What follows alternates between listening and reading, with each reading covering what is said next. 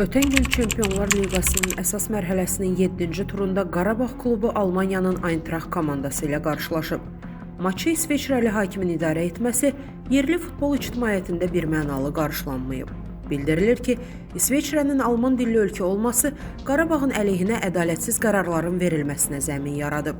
Qlobal Infoza danışan idman eksperti Kənan Məstəliyev deyib ki, problem yalnız İsveçrə amili ilə məhdudlaşmır. Onun sözlərinə görə, Qarabağın oyunlarında indiyədək müxtəlif ölkələri təmsil edən hakimlər ciddi səhvlərə yol veriblər. Stad. Buna İsveçrənin Basel klubu ilə səfər maçını misal göstərə bilərik. Eyni zamanda Bakıda Interə vurduğumuz təmiz qolun ofsayd adı ilə ləğv edilməsini də unutmuruq. Belə nümunələr kifayət qədərdir. Təəssüf ki, hakimlər Qarabağa qarşı dəfələrlə haqsız və ədalətsiz qərarlar veriblər və bu tendensiya davam edir. Sanki UEFA-da belə bir niyyət formalaşıb ki, Azərbaycan klubu Avropada irəliləyə bilməsin.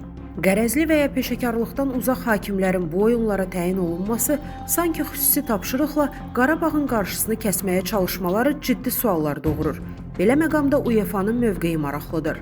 Dövlət başçımızın oyundan sonra gecə saatlarında bu məsələ ilə bağlı paylaşım etməsi tam yerində oldu. Ümid edirəm ki, UEFA mövcud narazılığın miqyasını anlayacaq və gələcəkdə bu cür hallara yol verilməyəcək. Statın sonu.